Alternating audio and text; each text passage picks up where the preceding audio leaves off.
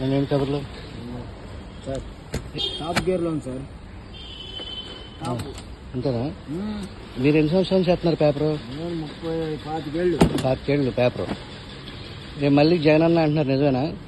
జగన్ అన్నది అన్నది ఏం లేదు. ఎందుకని? ఎందుకని అంటే తెలుసుగా, కరెంటు బిల్లు అన్నీ పెరిగిపోయినాయిగా. అందువల్ల కరెంటు బిల్లు పెరిగిపోయినాయి, నిత్యావసర వస్తువులు పెరిగిపోయినాయి. ఈ ట్యాక్సులు సగం సంపాదన అంతా ఈ ట్యాక్సులు కట్టడమే సరిపోతాం. దాని కారణంగా మరి సాక్షిలో అటు రాయట్లేదుగా, దేవుడి పాలన అని చెప్పి రాస్తున్నారు. ఎవరి పరిపాలన వాళ్ళు, ఎవరి పేపర్ వాళ్ళు. నా పేపర్లో నేను రాసుకుంటాను, అదే బాగుందని. జనాలు నిర్ణయిస్తారు. మరి చదువుతున్నారా సాక్షి పేపర్? చదువుతారనుకుంటా. ఈనాడే ఎక్కువ టాప్. ఓకే. నేను షర్మిల తెలిసిందా నిన్న ఏమంటుంది ఆవిడ? ఎంపీగా పోటీ చేస్తున్నారు అక్కడ కడపలో. బాబాయ్ ఎవరు చంపారంటున్నా? ఏమో ఆ విషయం టీవీలో విన్నదే. అదే కానీ టాప్ గేర్ లో ఉంది తెలుగుదేశం మాత్రం.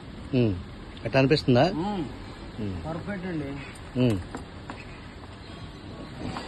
జగనన్న పాలన ప్రస్తుత పాలన అంటే ఏమంత పెద్దగా సాటిస్ఫాక్షన్ గా లేదు.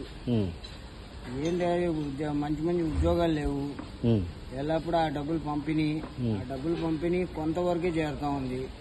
దాంట్లో కూడా 200 యూనిట్లు దాటిన వాళ్ళకి ఎటువంటి పథకాలు లేవు అంటారు. ఇప్పుడు వాళ్ళకి చాలా ప్రాబ్లం కదా, ఉద్యోగాలు లేవు. చిన్న చిన్న వ్యాపారాలు కూడా బాగా పోటీ పెరిగిపోయినాయి. దానివల్ల ఎవరికి ఆదాయం రాక చాలా ఇక్కడి నుంచి పరాయి రాష్ట్రాలకు వెళ్ళి ఉద్యోగాలు చేసుకుంటున్నారు. దీనివల్ల చాలా వరకు 95% వరకు విరక్తి చెందారు జనాలు.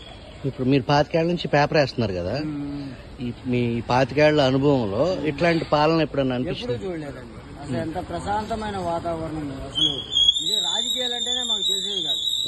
ఈ మధ్యన వచ్చి గొడవలు, ఈ అల్లర్లు, కొట్టుకోవడాలు, బూతులు. టీవీ పెడితే అదొక టీవీ వార్తలు చూడాలనిపించేది.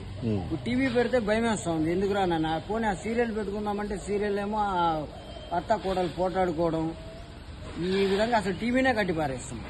ఇదివరకు కదా సాయంత్రం 7:30-8 ఆ టీవీ ముందు కూర్చుని వాళ్ళు వార్తల కోసం అని చక్కగా నీతిబద్ధంగా చక్కగా బాగుండేది. పరిపాలన ఎలా చేయాలి, జనాలకి ఏమి ఇవ్వాలని. ఇప్పుడు చూస్తుంటే అన్ని బూతులు తప్పిస్తే ఏమి ఉండట్లా. లోక్సభలో కానీ, దీంట్లో కానీ, రాజ్యసభలో కానీ అన్ని బూతులు, వాడిని తిట్టుకోవడం, వీడిని తిట్టుకోవడం. కానీ సమస్యలు ఏమున్నాయి, ఆ సమస్యల మీద గురించి మాట్లాడడం ఒక్కళ్ళు లేడు. అంతా ఒకళ్ళ కక్ష సాధించు ఈ ద్వారానే ఎక్కువైపోయాయి. అయితే ఆంధ్రప్రదేశ్ లో మార్పు తప్పదా? మార్పు ఖచ్చితంగా మార్పు వస్తుందండి. మార్పు లేకపోతే మాత్రం మన జీవితాలు ఇంకా అంతే. నేనే కాదు అందరే కానీ ఏ తమిళనాడుకో, ఏ కర్ణాటకకో వెళ్ళిపోయి, బెంగళూరుకు వెళ్ళిపోయి ప్రశాంతమైన జీవితం అనుభవించండి. ఇక్కడంటే చాలా దరిద్రం. అంటే కొంతమందికి మాత్రం వాళ్ళ యొక్క ఈ డబ్బులు తీసుకున్న వాళ్ళకి మాత్రం పరిపాలన బాగుంది. కానీ మిగతా వాళ్ళకి మాత్రం ఏం బాగాల. ఎడ్యుకేషన్ వాళ్ళకి ఎవ్వరికి బాగాల. ఈ మధ్యతరగతి 10,000 తీసుకుని 20,000 తీసుకుంటారు చూడు, వాళ్ళకంతా బాగానే ఉంది. ఎడ్యుకేషన్ పీపుల్కి వాళ్ళకి కొద్దిగా నాలెడ్జబుల్ పర్సన్కి ఏం బాగాల. చదువుకున్న వాళ్ళకి ఉపాధి లేదు, ఏమీ లేవండి. ఓకే. అది దానివల్ల 100% ఈసారి మార్పు ఖచ్చితం. మార్పు వస్తేనే మనం అంతా బాగుంటుంది. ఈ వైఎస్ షర్మిల చెప్పేదంటే నిజం ఉందా? 100% నిజం ఉంది.